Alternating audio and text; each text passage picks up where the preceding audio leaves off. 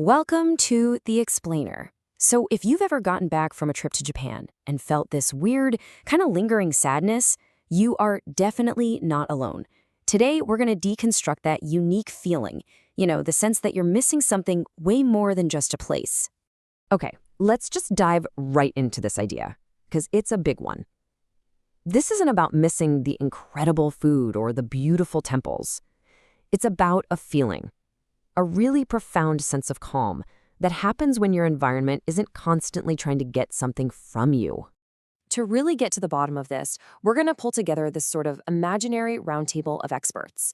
Think of it like a dream team. Philosopher Alain de Botton, researcher Brené Brown, even comedian Mike Birbiglia. And their whole goal is to help us translate this vague longing into a useful map of what you actually need. So here's how we're going to tackle this. Think of it as a diagnostic journey. First, we'll identify the symptom, that feeling you can't shake. Then, we'll diagnose the causes, like why did your brain and your body feel so different over there? And finally, we'll get to the prescription, how you can bring that feeling back home with you. All right, first up, let's get one thing straight. When you say, man, I miss Japan, you're not really missing a spot on the map. What you're missing is a specific state of mind, a totally different internal climate that you got to experience. To really nail this down, the philosopher Alain de Botton asks this amazing question. It forces you to look past the ramen and the cherry blossoms. Was it your own racing thoughts? That constant feeling of being on guard? Your social anxiety? Your decision fatigue? Think about it for a second. What specifically went quiet inside of you? And that question leads us directly to the first part of our diagnosis. You hear it from so many travelers. This deep sense of relief, both mental and physical. And it really comes down to your nervous system finally getting a break.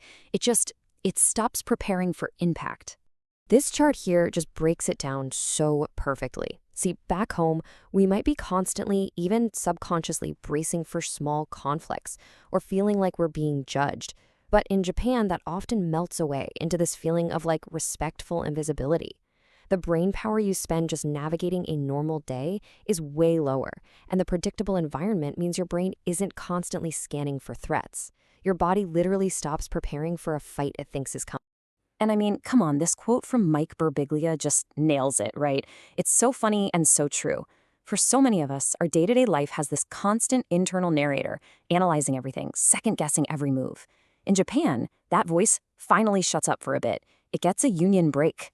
So, beyond that personal, internal calm, the social world itself plays a huge part in this. It's not just that people are polite, it's that the rules of how to interact are super clear and predictable, and that has this incredibly soothing effect on our brains.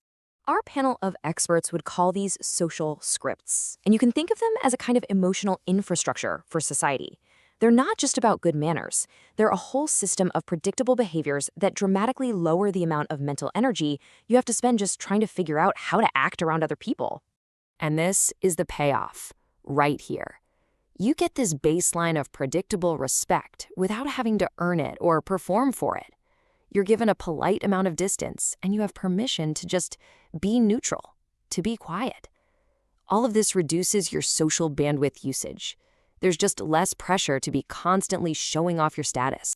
Okay, this leads us to what might be the most personal and maybe the toughest part of this whole diagnosis. The feeling isn't just that Japan was better, it's the feeling that you were better there.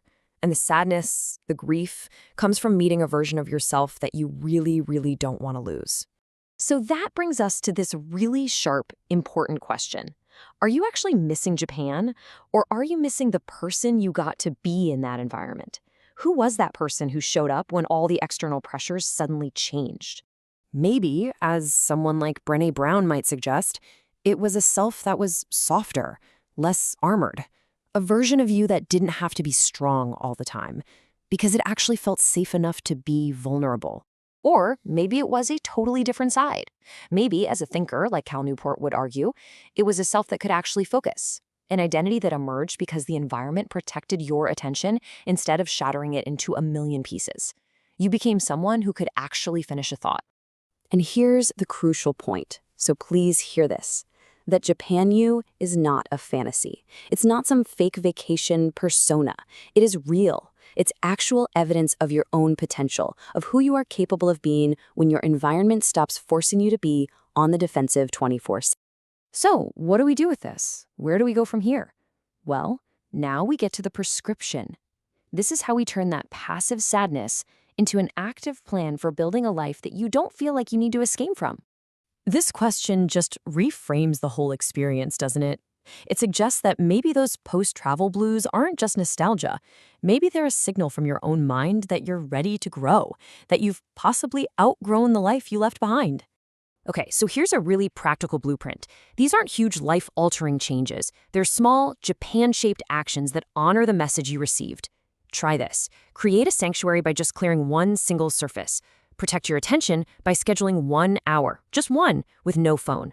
Practice a boundary by deciding to stop tolerating one small disrespect you've gotten used to. And find a way to practice quiet presence, to create a little no-audition zone where you can just be.